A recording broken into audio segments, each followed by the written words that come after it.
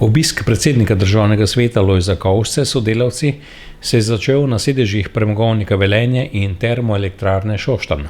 Goste so v Premogovniku Velenje sprejeli poslovni direktor Holdinga Slovenske elektrarne in predsednik nadzornega sveta magister Marko Štrigl, generalni direktor Premogovnika Velenje dr. Janez Rošer in direktor Premogovnika Velenje Aleš Logar, v Termoelektrarni Šoštanj pa direktor Mitja Tašler. Vesel sem, da je v premogovniški regiji dovolj posluha za prepoznavanje potencialov dolgoletne krepitve rudarskega znanja, kadrov in tehnologije. Čeprav se rudniki zapirajo, je v svetu dovolj novih priložnosti za nadaljnji razvoj in prenos tega slovenskega premogovniškega bogastva, je po obisku dejal predsednik državnega sveta Lojz Kovšca. Izvoz znanja je pravzaprav največji potencial v prihodnosti in verjamem, da bo z vizijo in s cilji, ki so mi jih predstavili na srečanju v Premogovniku Velenje in Termoelektrarni Šoštanj, takšno razmišljanje lahko tudi udejanjeno. Seveda pa se bo morala pri tem aktivneje vključiti tudi država z resornimi inštitucijami. Proces uvedbe pokrajin, ki ga koordinira državni svet, se približuje sklepni fazi in prav uvedba nove Saša pokrajine lahko pomeni nov korak v pravo smer uresničitve te enkratne priložnosti.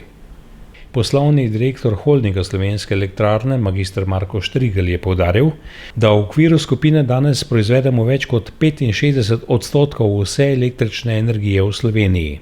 Njihova strategija je, da tudi v prihodnje ostanejo ključni steber oskrbe z električno energijo v državi. Verjamejo namreč, da bo v javni razpravi o zapiranju premogovnika na podlagi njihovih argumentov sprejeta odločitev, ki bo za Slovenijo optimalna, tako z vidika zelenega prehoda, kakor tudi z vidika zanesljive oskrbe z električno energijo. Poslovodstvo Premogovnika Velenje je predsedniku državnega sveta predstavilo trenutno situacijo, v kateri se nahaja Premogovnik Velenje, povezano s problematiko prestrukturiranja in zapiranja premogovnika.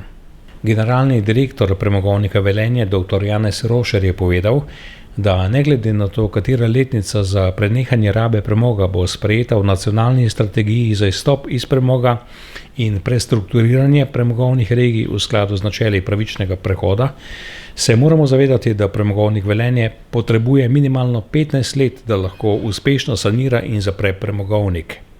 Skupaj z lastnikom bodo iskali primerne rešitve, ki bodo sprejemljive za vse strani in bodo vključevale socialni dialog ter pravičen prehod v brezogljično družbo.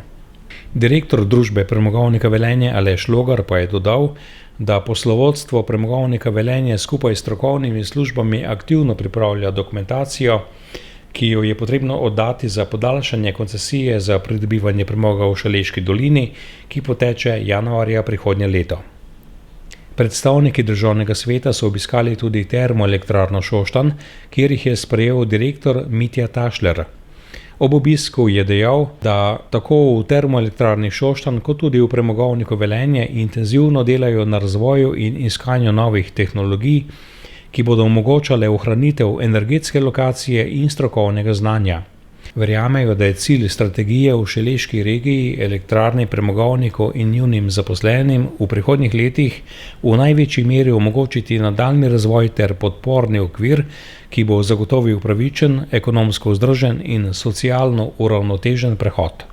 V nadaljevanju obiska se je predsednik državnega sveta Lojz Kovšca sestal tudi s predsednikom Obrtne zbornice Slovenije Brankom Mehom, ki mu je podrobneje predstavil položaj obrtnikov v regiji, kjer deluje več kot 900 članov, skupaj 5000 zaposlenimi, in opisal njihove težave, ki jih pestijo zaradi prizadetosti med epidemijo in seveda, kaj lahko zanje pomeni napovedano zapiranje delovanja gospodarskih velikanov v regiji.